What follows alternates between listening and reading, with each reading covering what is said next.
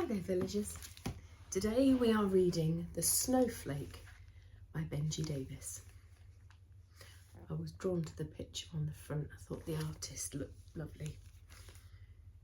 It doesn't say. I haven't read it, so we'll see what it's like.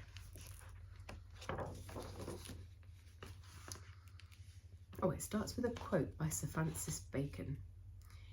"We have only this moment, sparkling like a star in our hand and melting like a snowflake."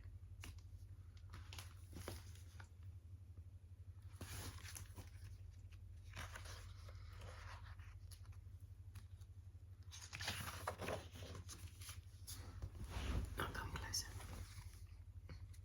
High in the sky one winter's night, a snowflake was made. She wheeled and skipped and twirled between the clouds. "Whee!" she squealed. Soon she began to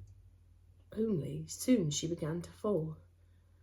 "But I don't want to fall," said the snowflake. "You're supposed to fall," said the cloud. "That's what snowflakes do." "But I don't want to," pleaded the snowflake. "Help me, cloud, stop me from falling." "You'll find your way," replied the cloud. "Good luck." The snowflake wasn't at all sure.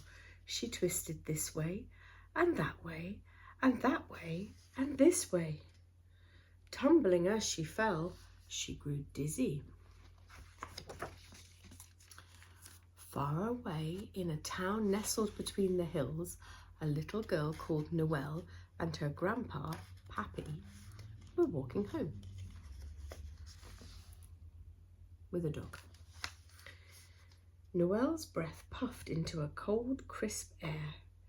"I wonder if it'll snow tonight," she thought. The snowflake fell over the tree-dotted hillsides. She drifted over valleys and streams. She hoped she would stop falling when she came upon a place that looked promising.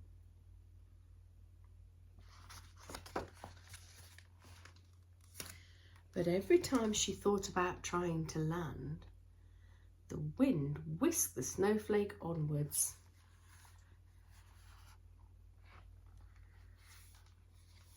There was nothing she could do.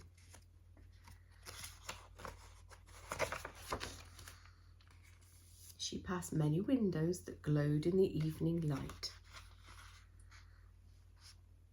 In one window sat a tree hung with lights, and on top a bright star shimmered. For a moment the snowflake forgot about falling. "Oh, to be the star on that glistening little tree," she thought.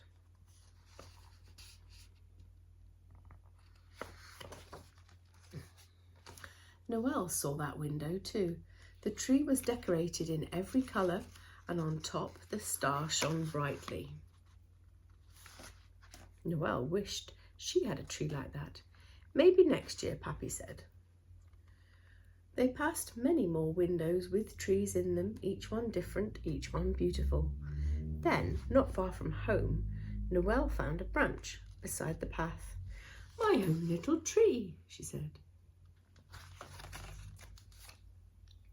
High above, the air grew colder, the sky grew darker, the wind blew harder, and the snowflake rushed along with it. She wondered if she would ever find a place to land. Then, through the wind, she heard laughter. There were more like her, more snowflakes. They danced and swirled in the night air together. They were joined by even more snowflakes that rushed along, in and out and around one another. They were never next to each other for very long, and each snowflake was different. But one way or another, they were all falling, and this made the snowflake feel much better. When Noelle arrived home, she set to work. Her mummy took down some old boxes and paper, and together with Pappy, Noelle decorated the tree. They used all the different colours, just like the tree in the window, and they made some paper snowflakes too. Noelle put the tree outside where she could see it. She hoped its little branches might soon be covered in real snow. But Noelle went up to bed. Start again. But as Noelle went up to bed, she felt there was something missing from her tree.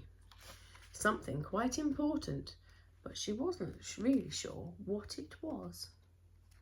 High above the house, the sky was swirling, drifting, circling, falling. Nearly there, whispered the cloud.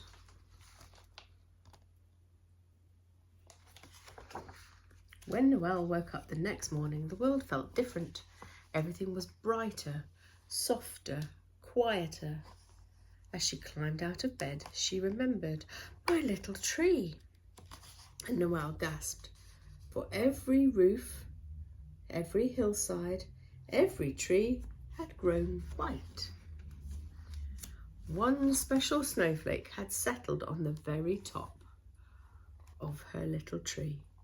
I did it, said the snowflake. I found a way to stop falling. And she felt very proud. Noelle danced into the morning light. The snowflake caught the sun brightly and shone like a star. Wow, look at all.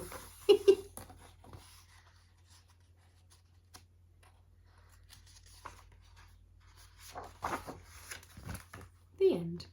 Good night.